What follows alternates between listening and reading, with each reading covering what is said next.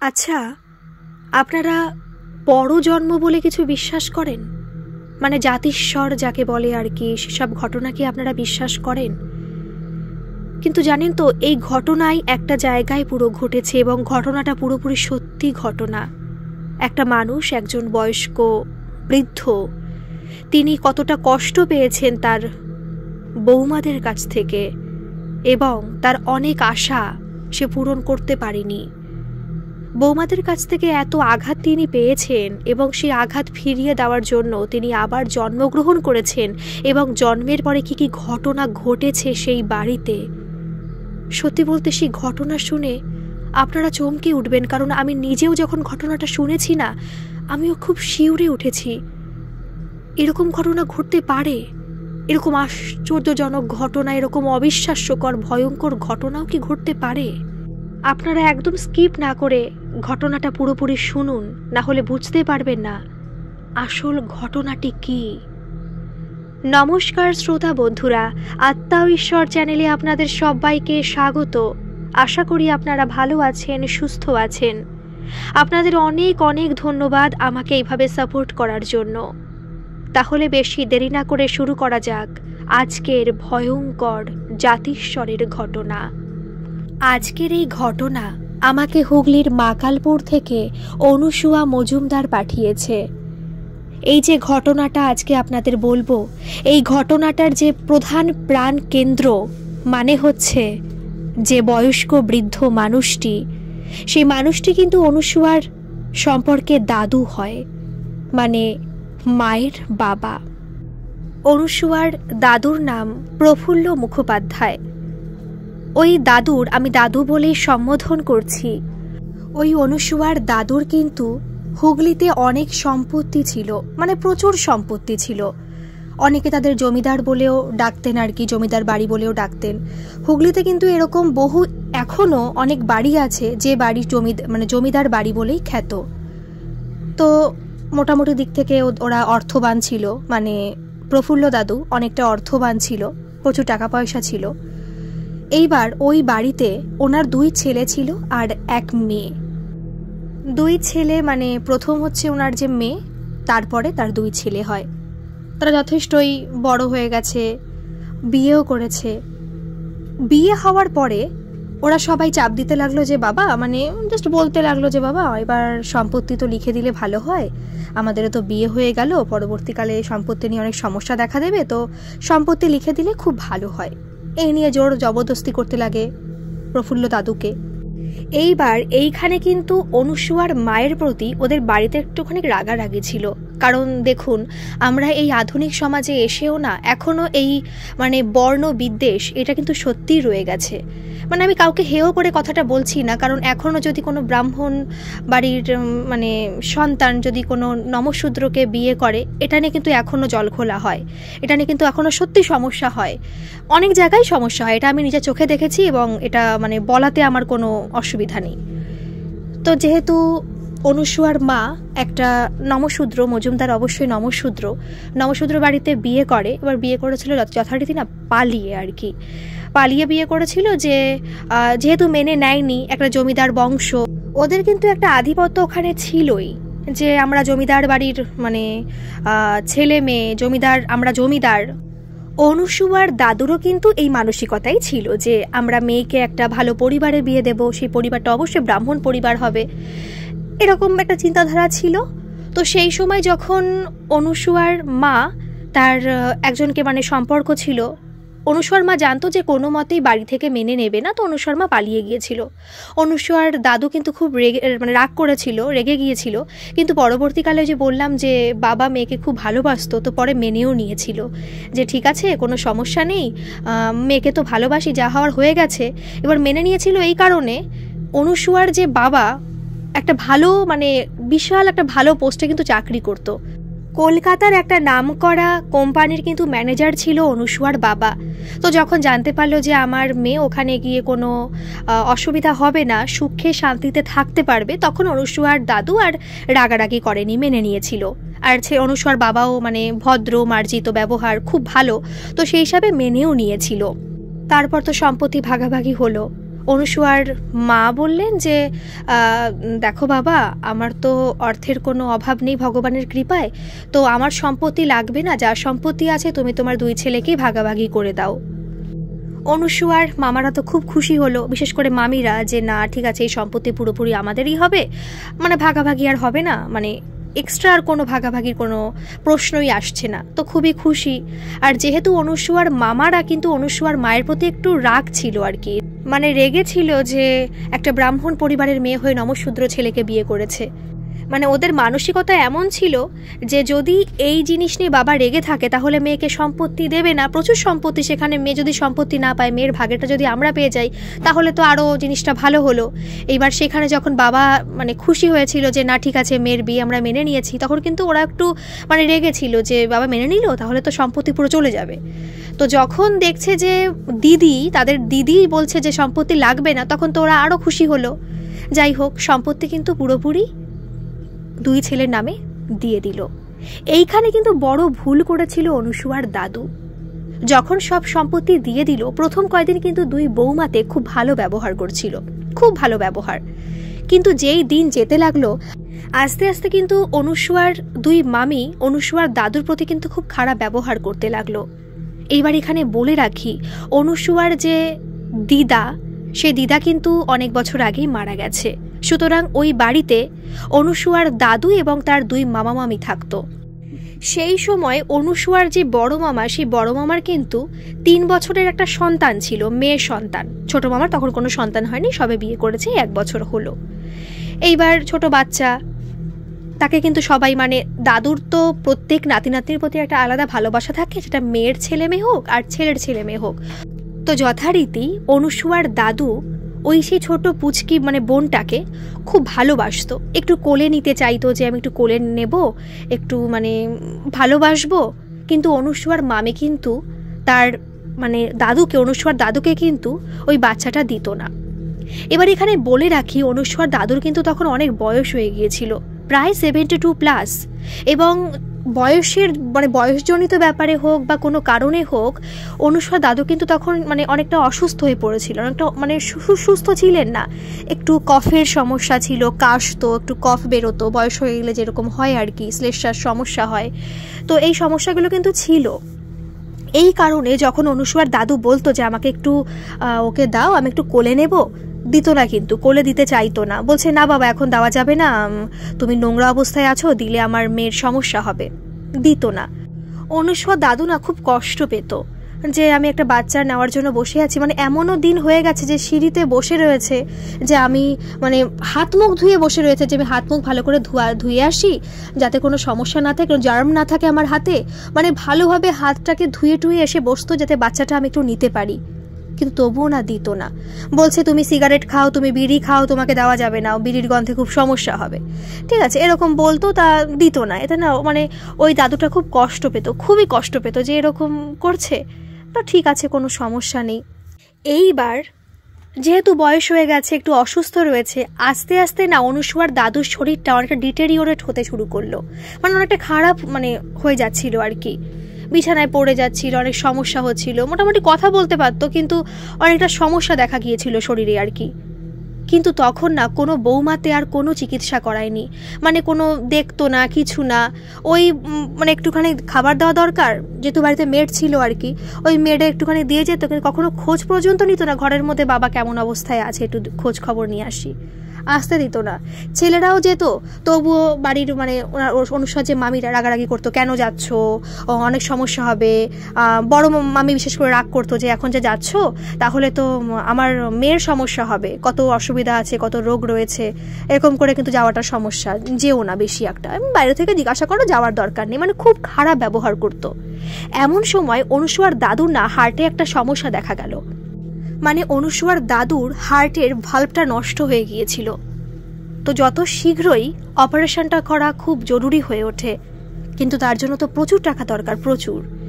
তখন মানে ডাক্তার তো অবশ্যই দেখিয়েছিল অনুসুয়ার মা, যে বাবা তো এইভাবে পড়ে থাকলে খুব সমস্যা হবে, তাহলে আমি ডাক্তার দেখাই। তো অনুসুয়ার মা পরে বাবাকে নিয়ে এসে ডাক্তার দেখিয়েছিল। দেখানোর পরে বললো যে এত টাকার দরকার। এবার অনুসুয়ার মা কিন্তু খরচা করতেই পারতো, মানে খরচা করতো যে আমার তো টাকা আছে, আমি অবশ্যই বাবার চিকিৎসা করাবো, কিন্তু তার তো একটা বলা কর্তব্য যে ভাই যেহেতু সে ওই বাড়িরই মানে মানুষ, ওই বাড়িরই, তার সব কিছু দিয়ে দিলেও সব তো অধিকার তারই, অনুসুয়ার দাদুরই। তো বললো যে দেখ ভাই এরকম বাবার শরীর খারাপ, এত টাকার দরকার, তোরা কি টাকা দিবি, তাহলে বাবার চিকিৎসাটা করাবো, না হলে দেখছি আমি কি করা যায়। বলছে না না, কোথায় পাবো এত টাকা। বলছে তোদের তো টাকা সব পয়সা রয়েছে, তোরা তো ব্যবসা করছিস, তাহলে কিসের সমস্যা টাকা দিতে তোদের। বলছে না রে, টাকা দিলে সমস্যা, বড় মামা বলছে যে টাকা দিলে আমার মেয়েটাকে মানুষ করতে হবে, আমি দিতে পারবো না এখন, আর ছোটো মামা বলছে আমার অনেক এখন ভবিষ্যৎ পরিকল্পনা রয়েছে, টাকা দিলে আমার সমস্যা হবে, মানে এতটা খারাপ বিহেভ করছে। তো অনুসর মা যখন দেখছে যে কোনো ভাই এগিয়ে আসছে না, কোনো ভাই কোনো অপারেশনের দায়িত্ব নিতে রাজি হচ্ছে না, তখন যথারীতি সে তো মেয়ে, আর যখন তার টাকা পয়সা আছে তখন তো চিকিৎসা করাবেই। তো সেই সময় অনুসুয়ার দাদুকে মেডিকা হসপিটালে নিয়ে যাওয়া হয় কলকাতার, সেখানে কিন্তু চিকিৎসা করা হয়, মানে অপারেশনটা হয়। অপারেশন হওয়ার পরে কিন্তু অনুসুয়ার বাড়িতেই দাদুকে নিয়ে আসা হয়।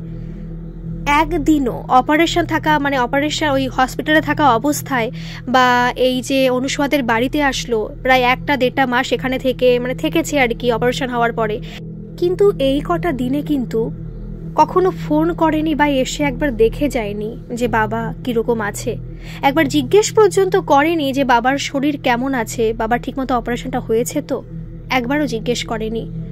খুব কষ্ট পেয়েছে ওই দাদুটা না, খুব কষ্ট পেয়েছে যে আজ ছেলেগুলোকে এভাবে মানুষ করলাম, এত কষ্ট করে মানুষ করলাম, সব সম্পত্তি লিখে দিলাম, আর আজ ছেলেরা আমার দিক থেকে মুখ ফিরিয়ে নিয়েছে, এইভাবে বাজে ব্যবহার করছে। প্রায় 6টা মাস ওই অনুসুয়াদের বাড়িতে কিন্তু দাদু থেকে গিয়েছিল। 6 মাস পরে বলছে দেখ তোর বাড়িতে থাকছি, আমার কোনো যত্নের অভাব হচ্ছে না, আমি খুব ভালোভাবেই আছি, কিন্তু আমার তো একটা টান রয়েছে আমার মানে জন্মভিটার প্রতি, আমার বাড়ির প্রতি, তোর একটা কাজ কর আমার বাড়িতে দিয়ে আয়, আমি মোটামুটি তখন সুস্থ আছি, কোনো অসুবিধা হবে না, আর মেড তো আছে, আমি দুবেলা দুমুঠো খেতে পারবো, আর কোনো সমস্যা হবে না, ওষুধগুলো একটু কিনে দিস তাহলেই হবে। আজ আমার এত সম্পত্তি থাকা অবস্থাতে মানে রয়েছে, আমার এত সম্পত্তির মালিক আজ আমি পুরো শূন্য, আমার কাছে আর আজ কিছুই নেই। তখন অনুসুয়ার মা ভাবলো যে যখন বাবা বাড়ি যেতে চাইছে তাহলে বাবাকে দিয়ে আসি, আর মেডকে ভালোভাবে বুঝিয়ে আসি, যদি মেডকে আমার টাকা দিতে হয় এক্সট্রা তো আমি মেডকে টাকা দিয়ে দেব আর বাবাকে দেখাশোনার জন্য। তারপরে ভাবলো যে না ঠিক আছে, একজন মানে সারা দিন রাতের একটা আয়া রেখে দিই, তাহলে বাবাকে ঠিকমতো চিকিৎসা করাতে পারবে। তারপর একটা আয়াও রেখে দিল, বাড়িতে থাকলো, অসুবিধা ছিল না। কিন্তু খুব বাজে ব্যবহার করত ওই মামিরা, কিন্তু মানে খুব বিশেষ করে বড় মামি খুব বাজে ব্যবহার করতো। মানে ছোটো মামি তো ব্যবহার কি কোনো সময় কথাই বলতো না। ছোটো মামি কিন্তু একটা স্কুলের টিচার, মানে খুব ভালো একটা স্কুলের টিচার ছিল, মানে কোনো সময়ও কিন্তু মানে জিজ্ঞাসা পর্যন্ত করতো না, নিজের মতো থাকতেই ছোট ছেলে এবং ছোট ছেলের বউ পছন্দ করতো। কিন্তু বড় মামি মানে সে তো একটা অন্যরকম পজিশনে ছিল ছোট মামি, এদিকে বড় মামি কিন্তু খুব খারাপ বিহেভ করতো, খুব খারাপ বিহেভ। তো যখন মানে একটা বড় একটা অপারেশন হলো এতটা বয়সে, সেই অপারেশনের ধাক্কা কিন্তু দাদু সহ্য করতে পারিনি। আজ আমি অনেকে হয়তো বলতে মাঝখানে একটু কথা বলছি, অনেকে হয়তো বলতে পারেন যে আমি এত ডেসক্রিপটিভভাবে কেন বলছি। আমি না বললে আপনারা বুঝতে পারবেন না যে কতটা জ্বালা যন্ত্রণা ওই দাদু সহ্য করেছে 2 মামির কাছ থেকে। মানে কি কারণে সে পরবর্তীকালে মানে পরজন্ম নেবে আর সে কি বিহেভ করবে তাদের সাথে, আপনারা কি করে বুঝবেন যদি আমি এই ঘটনাগুলো নাই বা বলি। ঠিক আছে, আমি ঘটনায় ফিরে আসছি। তো এইভাবে যেহেতু দাদুর একটা বড় অপারেশন হলো, দাদু সহ্য করতে পারলো না, দাদু কিন্তু মানে হঠাৎ করে আবার অসুস্থ হয়ে পড়লো। মানে এতটাই অসুস্থ হয়ে পড়লো, ডাক্তার দেখার পরে বলল যে উনি অপারেশনটা নিতে পারেনি, আর হয়তো কোনো কিছু করা যাবে না, যতদিন বাঁচবে ওষুধের উপরে থাকবে, কিন্তু আর কিছু করার নেই। তো সেই মুহূর্তে দাদু একটা কথাই বড় মামিকে, বিশেষ করে বড় মামিকে বলেছিল যে তুমি চিন্তা করো না বড় বৌমা, আমি আসবো, তুমি চিন্তা করো না, আমি আসবো। তখন বড় বৌমা বলছে এই আবার কি কথা বলছে, এ আবার কি কথা, মানে উনি পুরো হতভম্ব হয়ে গেছে বড় মামি। আসবে মানে কোথায় আসবে? মারা গেল দাদু, অনেক কষ্ট করার পরে মারা গেল। যাওয়ার পরে আবার তারা সবকিছু মানে নিয়মবিধি, মানে হিন্দুদের মধ্যে তো নিয়মবিধি থাকে যে একটা কাজ করতে হয়, শ্রাদ্ধের কাজ করতে হয়, সব নিষ্ঠা ভরে করছে। এদিকে বাবাকে তো কোনো ভালোবাসেনি, আবার নিষ্ঠা ভরে সমস্ত কাজ করছে। তারপরে তো অনুসুয়ার মাও খুব কষ্ট পেল, সেসব কথা আর বলছি না। প্রায় 2 বছর কেটে গেছে। অনুসুয়ার বড় মামি একদিন স্বপ্ন দেখছে যে অনুসুয়ার দাদু অনুসুয়ার বড় মামিকে বলছে, বড় বৌমা আমি আসছি। অনুসুয়ার বড় মামি অতটা পাত্তা দেয়নি, অতটা তোয়াক্কা করেনি যে কী স্বপ্ন না কী স্বপ্ন দেখেছি, হতেই পারে। তো তার 1 সপ্তাহ পরে জানতে পারে অনুসুয়ার বড় মামি প্রেগনেন্ট। তখন বাচ্চাটা ওই 5 বছরের মতো বয়স হবে, 4-5 বছরের মতো বয়স হবে। তো বলছে এই সময় আমি এত কিছু সামলাতে পারবো তো? কিন্তু অনুসুয়ার বড় মামি বাচ্চাটাকে কনসিভ করে এবং বাচ্চাটাকে রাখার সিদ্ধান্ত নেয় যে একটা বাচ্চা যখন এসেছে আমি বাচ্চাটাকে ত্যাগ করবো না, বাচ্চাটাকে আমি গ্রহণ করব। তো বাচ্চাটা সে কনসিভ করলো, মানে বাচ্চাটা নিল। ওই যে একটা পিরিয়ড, ওই যে একটা প্রায় 8-9 মাসের একটা জার্নি, মাদার জার্নি, ওই জার্নিতে কিন্তু অনুসুয়ার মামির না অনেকটা শরীর খারাপ হয়। মানে মায়েদের অবশ্যই ওই সময়টা অনেকটা শরীর অসুস্থ থাকে, অনেক দুর্বল লাগে, অনেক ব্যাপার থাকে, অনেকের অনেক মানে কমপ্লিকেশন থাকে। তো অনুসুয়ার মামির না মানে একটু অন্যরকম কমপ্লিকেশন দেখা দিত। প্রত্যেক দিন মানে এরকম হতো যে স্বপ্ন দেখাচ্ছে দাদুতে, মানে ওনার শ্বশুর স্বপ্ন দেখাচ্ছে যে বড় বৌমা আমি তো আসছি, আমি আসছি। তো বলছে আসছি আসছি কথাটা কেন বলছে, কোথায় সে আসছে অতটা পাত্তা দিত না, সত্যি বলতে কখনো অতটা তোয়াক্কা করেনি। তো সবসময় ওরকম হতো, বাচ্চাটাকে তো লাথি মারেই, মায়ের পেটে থাকলে কিন্তু বাচ্চারা লাথি মারেই, কিন্তু অনবরত মনে হচ্ছে পেটের মধ্যে থাকছে, মনে হচ্ছে সে একজন মানে পুরো মানুষের, মানে সে তো অবশ্যই একজন মানুষ, কিন্তু এমনভাবে রয়েছে যেন সব সময় জ্বালাতন দিয়ে যাচ্ছে তার মাকে। মানে অনেক কষ্ট, মানে এত কষ্ট মানে সহ্য করা যাচ্ছে না। তো যথারীতি কষ্টটা ভোগ করতে করতেই বাচ্চাটার জন্ম হলো। জন্ম হওয়ার পরে বাচ্চাটা নিয়ে বাড়ি আসলো। আসার পরে বাচ্চাটাকে দেখতে কিন্তু অনুসুয়ার মা গিয়েছিল। অনুসুয়ার মানে মামি ভুল করতে পারে, মামা ভুল করতে পারে, সে তো দিদি, সে তার 2 ভাইকে যথেষ্টই ভালোবাসে। অনুসুয়ার মামি যখন কনসিভ করলো তখন কিন্তু অনুসুয়ার মা কিন্তু অনেকটাই দেখভাল করতো অনুসুয়ার মামির। মানে বাবার সাথে যে অন্যায় হয়েছে এটা তো মানে আছেই, কষ্ট তো আছেই, কিন্তু তার মন মানসিকতা অনেকটা অন্যরকম, তো যে একটা মানুষ কষ্ট পাচ্ছে তাহলে তার একটু দেখভাল করে, তাকে একটু দেখি, তো যেত, দেখভাল অবশ্যই করতো, দেখাশোনা করতো। তারপরে তো মানে বাচ্চাটা হলো, সে সময় তো অবশ্যই হসপিটালে ছিল, দেখাশোনা করেছে। তো বাচ্চাটা যখন প্রায় 3 মাস 4 মাস বয়স, তখন কিন্তু বাচ্চাটা পুরো মানে তাকাতে পারে, এদিকে এদিকে তাকায়, মানুষের মুখ দেখে।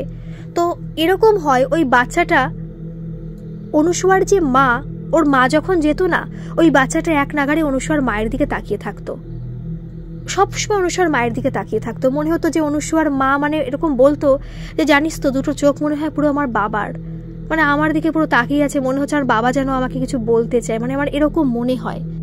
এইবার বেশিরভাগ বাচ্চাই কিন্তু রাত্রে হলে, মানে ছোট ছোট বাচ্চা যারা হয় তারা কিন্তু রাত্রে অনেকে জাগে, মানে বেশিরভাগ বাচ্চাই জাগে, মায়ের ঘুম হয় না, অনেক সমস্যা হয়।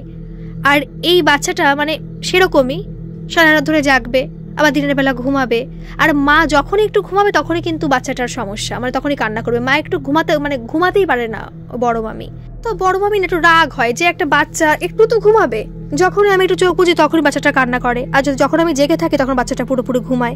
মানে ওকে বোঝে যে আমি কখন ঘুমাচ্ছি, মানে হতেই পারে বাচ্চা তো এরকমই হয়। কিন্তু ওনার যে মেয়ে, সেই মেয়ে কিন্তু এইভাবে জ্বালায়নি, রাত্রে অবশ্যই উঠেছে কিন্তু সেটা মাঝে মাঝে, কিন্তু সবসময় কিন্তু এইভাবে এরকমভাবে জ্বালাতন করেনি। তো কষ্ট হয়, মামির খুব সবসময় খিটখিটে মেজাজ থাকে যে একটা, যেহেতু রাত্রে যদি ঘুম না হয় অবশ্যই সেই মানুষটার মানে খারাপ অবস্থা তো হবেই, দিনের বেলায় কাজ করতে পারে না, খিটখিটে মেজাজ থাকে, স্বামী স্ত্রীর মধ্যে গন্ডগোল শুরু হয়েছে, সবসময় মানে ওর মানে কারোর কথাই সহ্য করতে পারছে না, এরকম কিন্তু দেখা যাচ্ছে। আস্তে আস্তে বাচ্চাটা বড় হলো, যত বাচ্চাটা বড় হচ্ছে তত কিন্তু বাচ্চাটা পিসির ন্যাওটা হয়ে উঠছে। এবার ওই যে বললাম পিসি 2 ভাইকে ভালোবাসে, কিন্তু 2 ভাই তো দিদিকে ভালোবাসে না। দিদিকে কিন্তু, দিদি টাকা পয়সা রয়েছে ঠিক আছে, টাকা পয়সা তো ওদেরও তো কম নেই, প্রচুর সম্পত্তি পেয়েছে, ব্যাংক ব্যালেন্স প্রচুর রয়েছে। এইবার দিদিকে কিন্তু ওরা কখনো ভালোই বাসে না, আসে কথা বলে, কোনো নেই, কিন্তু তেমন কিন্তু ওরা চায় না যে আমার ছেলে মেয়েরা পিসির নাওটা হোক বা পিসির সবসময় পিসি করুক, এটা কিন্তু অবশ্যই ওরা চায় না। কিন্তু পিসিও না ওই বাচ্চাটার প্রতি খুব ভালোবেসে ফেলেছে। এমন না যে বাচ্চা আগে ওই মানে বাবার বাড়িতে খুব যেত, আগে কিন্তু বেশিরভাগ যেতই না, বাবা থাকাকালীন যেত, অবশ্যই বাবাকে দেখতে যেত। আর আগের যে ভাই যে তাকে তো অবশ্যই খুব ভালোবাসতো, কিন্তু এই যে ভাইপো আসার পর থেকেই না, যখন মানে যে প্রেগনেন্ট হলো বড় মামি, তখন কিন্তু ওই যে মানে অনুসুয়ার মা কিন্তু অনেকটা মানে বুঝতে পারতো যে ওটাকে আমার বাবাই ফিরে আসছে, মানে ওনার মনে না সাড়া দিত। ওর জন্য কিন্তু বারবার করে অনুসুয়ার মা কিন্তু ওই বাড়ি যেত এবং দেখভাল করতো, অবশ্যই দেখতো, কিন্তু এতটা যে দেখবে এটা কিন্তু ওরাও আশা করেনি, বড় মামিরাও আশা করেনি যে আমার ননদ আমাকে এতটা দেখবে, মানে ওরাও আশা করেনি। ঠিক আছে, দেখছে, খুব ভালো কথা। এইবার ওই টানে মানে অনুসুয়ার মা কিন্তু একটা টান অনুভব করে বাচ্চাটার প্রতি, তাই কিন্তু সবসময় প্রায় 2 দিন অন্তর অন্তর ওই বাড়ি যায়। আর গেলেই নয়, বাচ্চাটা ওর পিসির কোলে ছাড়া আসতেই চায় না। পিসির কোলে গেলে মানে খাওয়ার কথাও ভুলে যায়, একটা বাচ্চা দুধ খাবে, মায়ের দুধ পান করবে, মানে সেটাও কিন্তু যেতে চায় না, কান্না করবে, কিন্তু পিসির কোলে গেলে শান্ত হয়ে যায়। মায়ের কোলে দেবে, খাওয়ার সময় একটুখানি খাওয়ালো, আর থাকতে চায় না। তো মানে অনুসুয়ার বড় মামি ভাবছে এটা আবার কি হচ্ছে, খুব ন্যাওটা হয়ে যাচ্ছে তো পিসির, মানে একটু খারাপ মানে লাগছে ওনার। তখন বড় মামি কি করলো, এই জিনিসটাকে, এই যে মায়াটাকে এটা কাটানোর জন্য বড় মামি না 1 মাসের জন্য বাপের বাড়ি চলে গেল। বলছে ঠিক আছে, দেখি তো কত মায়া হয়, একটা বাচ্চা মানুষ তো যা দেখবে মানে সেটাই তো মানে শিখবে, সেটাই তো করার চেষ্টা করবে। পিসিকে যদি 1 মাস না দেখে অবশ্যই ভুলে যাবে সে।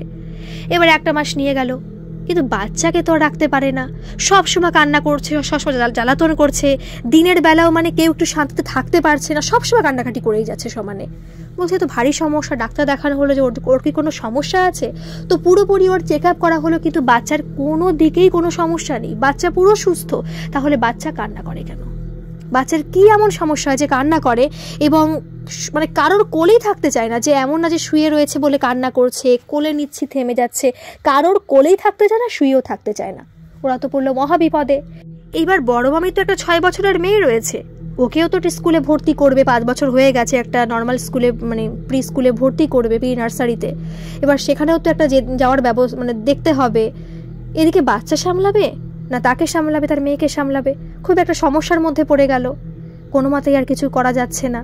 বলছে না, আমার তো মেয়েটাকেও মানুষ করতে হবে।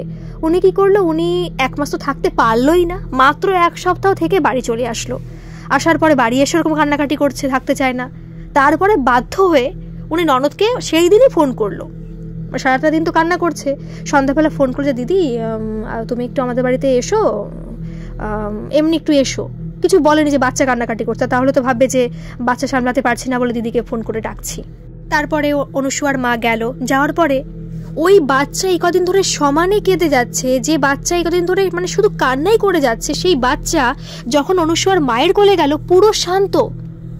অনুসুয়ার মামি না একটু ভয় পাচ্ছে, যে মানে তখন না ওনার মনের মধ্যে একটু খটকা লাগছে। বোকা তো অবশ্যই নয়, যথেষ্ট বুদ্ধিমান একজন মানুষ। তখন ভাবছে যে আমার শ্বশুরমশাই এইভাবে আমাকে মানে স্বপ্ন দেখাতো, এরকম ফিরে আসছে, আর সে আমার কোলে থাকতে চায় না, মায়ের কোলে মানে ওর পিসি কোলে থাকতে চায়, তাহলে কি আমার শ্বশুরমশাই ফিরে আসলো? সে ফিরে আসুক গে, একটা ব্যাপার থাকে, ও যত বড় হবে আবার ঠিক হয়ে যাবে, কোনো সমস্যাই হবে না, অত ভাবলে চলবে না, বড় হলে আবার ঠিক হয়ে যাবে।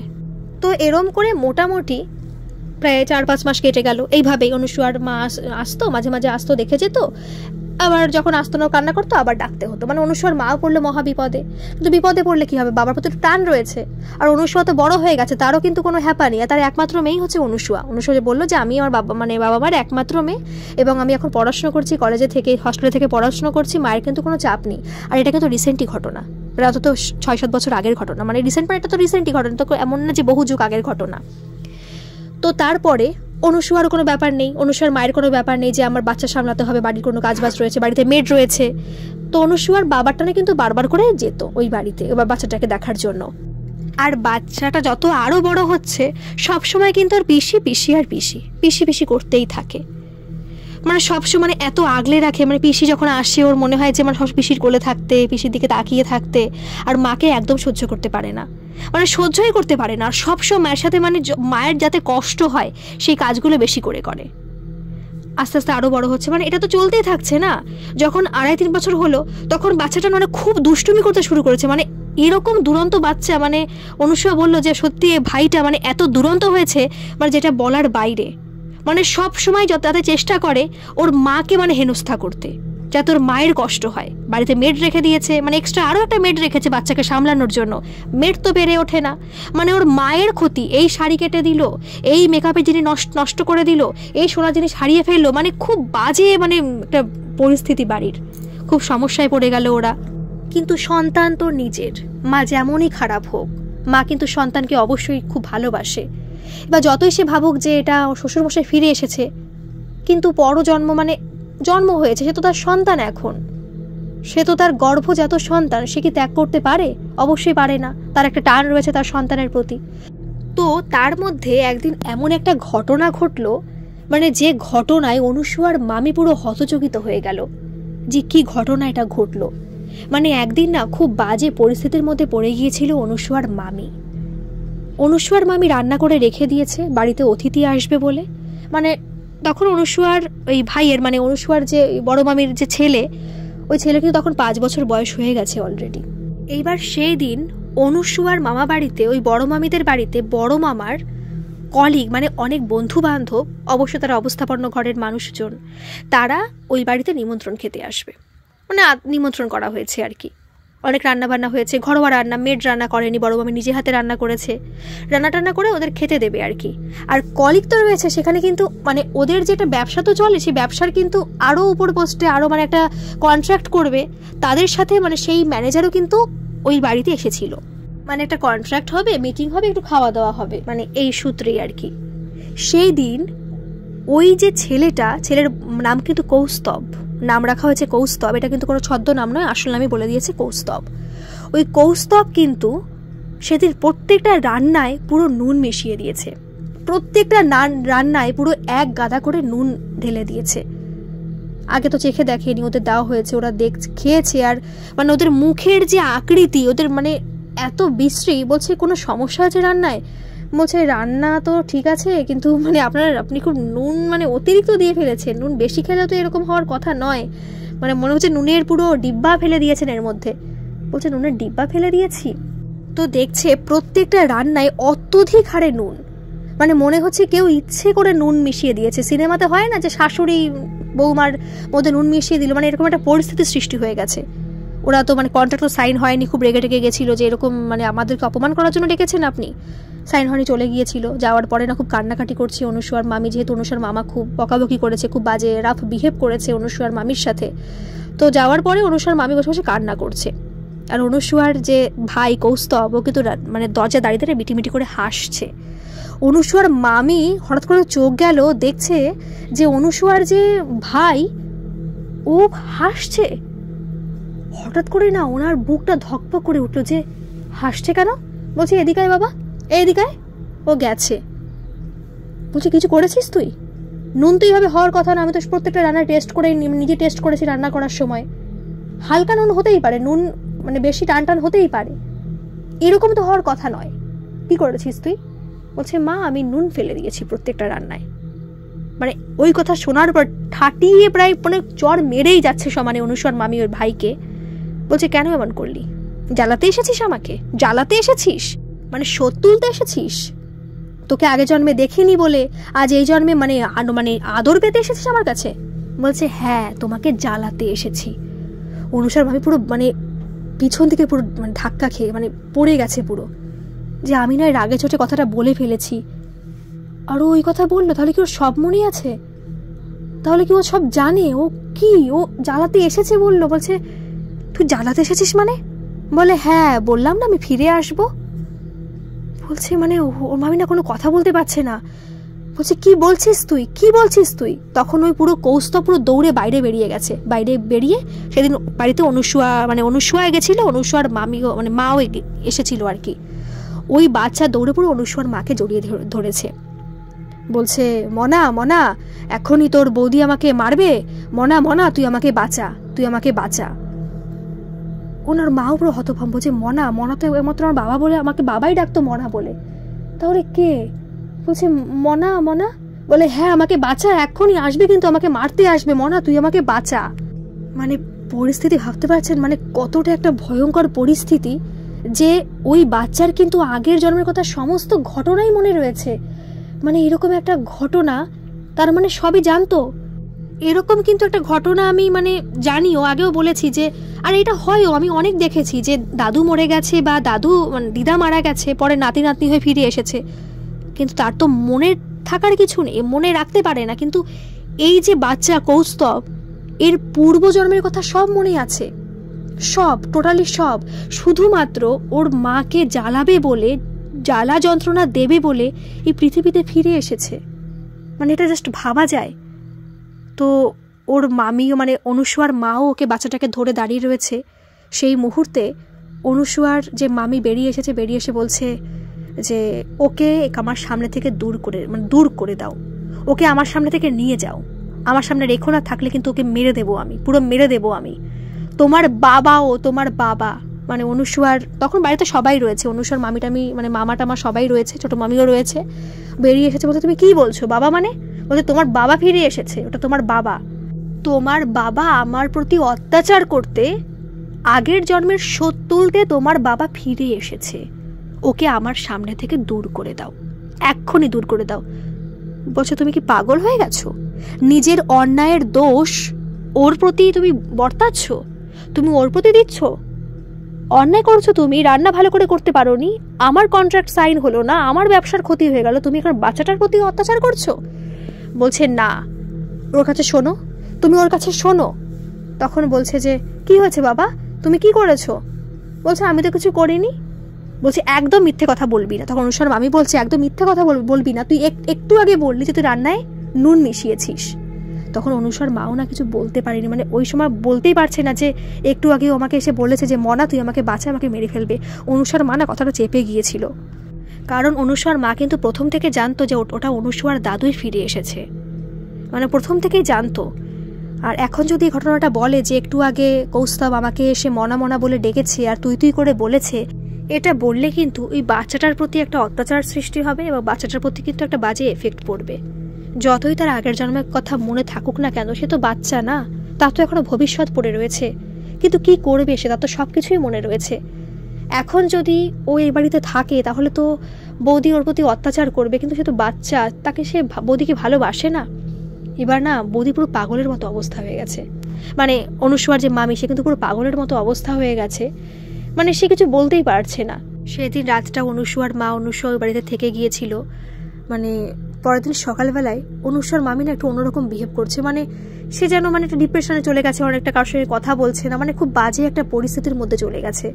তো শুধু একটা মাত্রই মানে বারবার করে একটা কথা বলছে অনুসুয়ার মাকে যে অতসী তুমি এই ছেলেকে নিয়ে যাও, ও তো আমার ছেলে, ও তো ফিরে এসেছে, আমার শ্বশুরমশাই ফিরে এসেছে, আমি তো খুব অন্যায় করেছি, আমি সত্যি ওনার প্রতি খুব অন্যায় করেছি, আজ আমার ছেলে আমার প্রতি অন্যায় করছে, মানে আমার সাথে খুব খারাপ ব্যবহার করছে, আমি এটা মেনে নিতে পারছি না গো, আমি কালকে সারা রাত ধরে জেগেছি, আমি রাত্রে ঘুমাইনি, আমি বুঝতে পেরেছি আমি কত বড় অন্যায় করেছি, আজ সেই শোধ তুলতে তোমার বাবা ফিরে এসেছে, ও থাকলে আমাকে জ্বালা যন্ত্রণা দিয়ে যাবে, ও ঠিকমতো মানুষ হবে না গো, ওর একটা ক্ষোভ রয়েছে আমার প্রতি, সেই ক্ষোভ ও উগড়াতে চেষ্টা করবে, পড়াশোনার প্রতি নজর দেবে না, ওর নিজের কোনো ভবিষ্যৎই হবে না।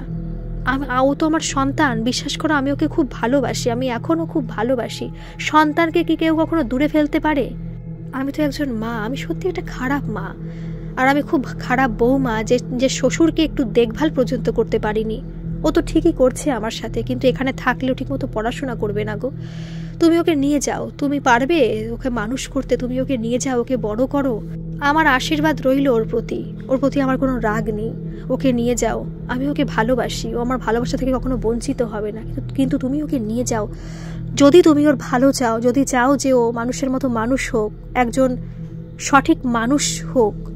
আমার কাছে থাকলে হয়তো আমি ওকে সঠিক শিক্ষা দিতে পারবো না, কারণ আমি তো ভালোই না, মানে সারাটা রাত না উনি গিল্টিতে মানে পুরো গিল্টি ফিল করেছে যে কি করেছে উনি ওনার শ্বশুরের সাথে, খুব বাজে একটা বিহেভ করেছে, এটা কিন্তু উনি বুঝতে পেরেছে, ওনার কিন্তু সেই আক্ষেপ রয়েই গেছে। তো অনুসুয়া বলল সেই ভাই এখন আমাদের এখানে রয়েছে, মানে সেই ভাইয়ের এখন বয়স 11-12 বছর হয়ে গেছে, মানে পড়াশুনো করছে, ও এখন ক্লাস 6-এ পড়ে, ও পড়াশুনো করছে, কিন্তু কখনো কিন্তু ওর মা বাবার কথা কখনো ভুলেও কখনো বলে না। যদি আমরা বলি যে ভাই তুমি কি যাবে ওই বাড়িতে, তুমি যাবে তোমার মা বাবাকে দেখতে, বলছে ওদের কথা বলো না আমার সামনে। আর এখনও কিন্তু মানে পিসি প্রথম বলতো, কিন্তু যেদিন থেকে ওই যে মনা বললো না, তারপরে কিন্তু ওই যে অনুসার মাকে কিন্তু মনা বলেই ডাকে, আর তুই করেই ডাকে, যে মনা এটা দে তো, মনা ওটা খাবো, মনা এটা করবো, মনা পড়াশোনা করছি, মনা এটা লাগবে, মানে এখনও কিন্তু মনা বলেই ডাকে।